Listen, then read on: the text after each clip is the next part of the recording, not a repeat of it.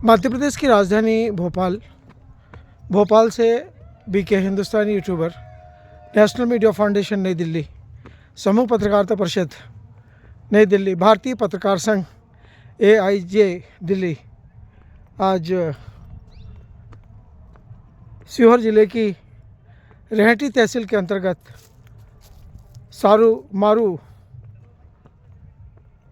गुफा के सबसे ऊपर वाले पहाड़ पर पहुंची गुफाओं को देखने के लिए।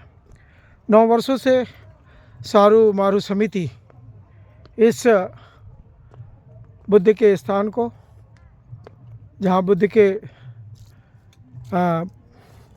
अनुयायी पहुंचे थे और उन्होंने काफ़ी वर्षों तक यहाँ पर तपस्या की थी, उन्हीं तपस्याओं के कुछ शिलालेख मध्य प्रदेश सरकार को और केंद्र सरकार को यहाँ पर मिले और उन्हें संग्रहित भी किया गया है।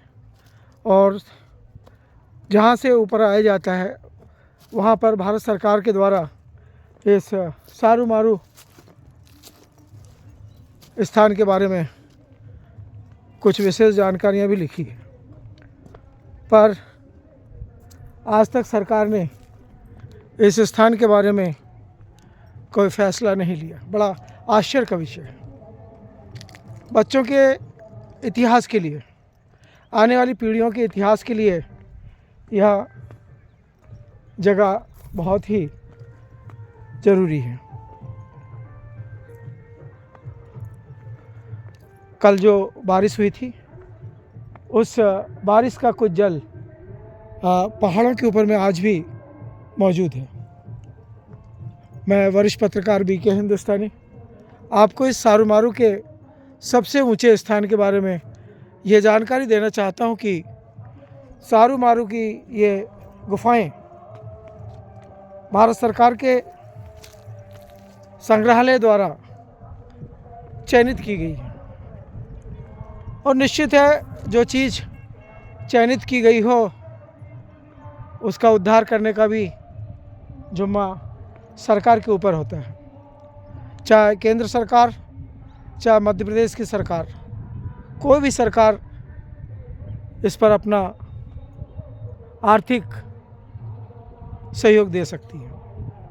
आज इस कार्यक्रम में बीके हिंदुस्तानी स्वयं अपनी टीम के साथ में मौजूद हुए हैं और 70 साल की उम्र होने के बावजूद भी सारू मारू की इस सबसे ऊंची पहाड़ी पर पहुंचे हैं, जहां इस उम्र के लोगों को पहुंचना शायद ही बड़ी परेशानी होती होगी। गुफाएं ऐसी है, देखने से भी डर लगता है। ऐसा लगता है कि इन गुफाओं में रात के समय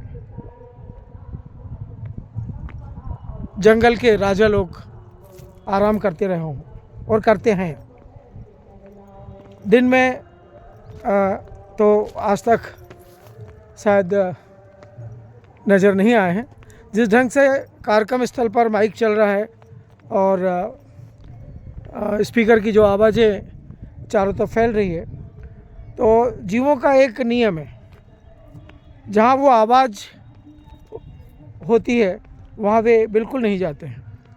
प्राकृतिक आवाज़ जैसे बिजली का कड़कना, बादलों का गरजना, इन सब चीज़ों को वो जानते हैं, पहचानते हैं और उन्हीं आधार पर वे जंगलों में भ्रमण करते हैं। कई जगह पहाड़ तड़के हुए नज़र आ रहे हैं।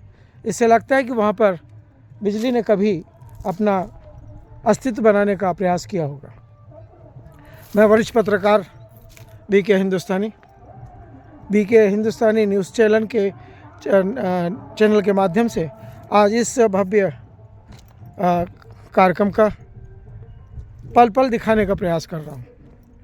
उम्मीद है कि यह जो सारू मारू की गुफाओं के लिए जो लड़ाई मध्य प्रदेश सरकार से और केंद्र सरकार से लड़ी जा रही है, वो आज नहीं तो कल निश्चित तौर से जीती जा सकेगी, ऐसी उम्मीद की जा रही है। जिस प्रकार से सलकनपुर धाम एक छोटा सा स्थान था और मात्र एक छोटा सा पत्थर वहाँ पर रखा हुआ था और धीरे धीरे सरकार के दिमाग में ये बात आई, जनता के बीच में ये भावनाएं आई और आज सलकनपुर धाम शिवराज सिंह चौहान और मध्य प्रदेश सरकार के प्रबंधन में बनकर तैयार हो गया।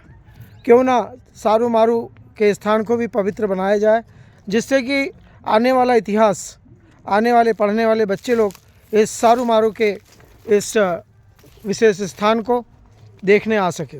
चूँकि अभी सारू मारू का स्थान मध्य प्रदेश के मात्र 1% से भी कम पत्रकारों को मालूम है कि सारू मारू का भी कोई स्थान मध्य प्रदेश के अंदर है। क्योंकि जो अध्ययन करते हैं, निश्चित तौर पर अध्ययन करने वाले इतिहास को ढूंढने का प्रयास करते हैं। और आज इतने वर्षों में हम भी सारू मारू के इस पवित्र स्थान पर पहुँचे हैं। सारू मारू के जंगलों में कुछ ऐसी जड़ी बूटियां हैं जो शायद समतल स्थानों पर नहीं मिलती है।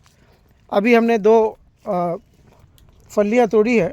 ये फलियां घुटनों के दर्द के लिए काम में आती हैं और जब भी आयुर्वेद के ज्ञाता आते हैं तो इन फलियों को क्विंटलों से तोड़कर वन विभाग की अनुमति से लेकर जाते हैं और घुटने की दवा प्रोसेस करके आम जनता के बीच में प्रस्तुत करते हैं और निश्चित तौर पर घुटने का दर्द, कमर का दर्द और सभी दर्द ख़त्म हो जाते हैं।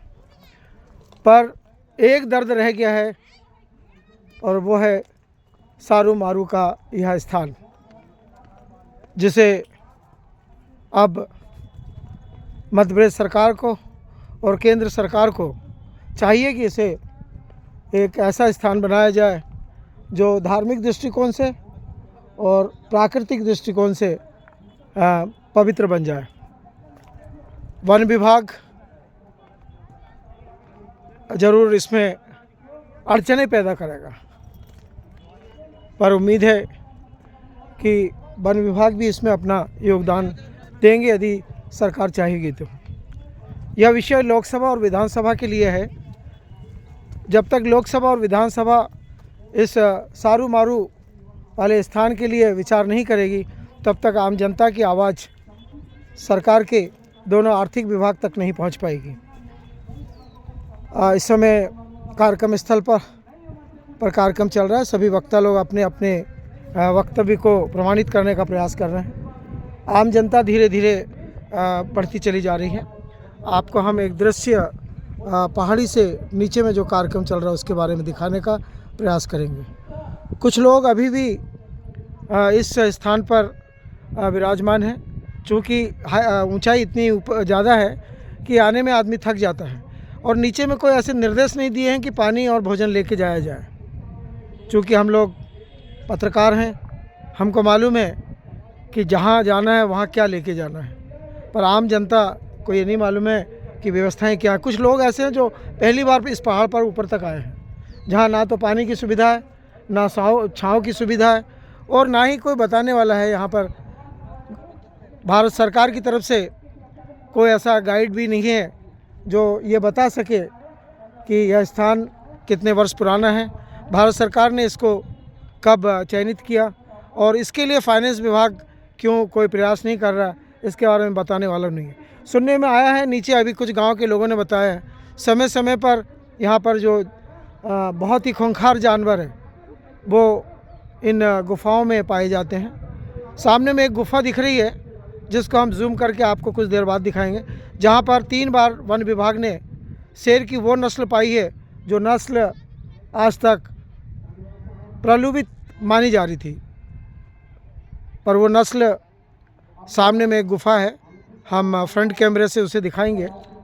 उस गुफा में 3 बार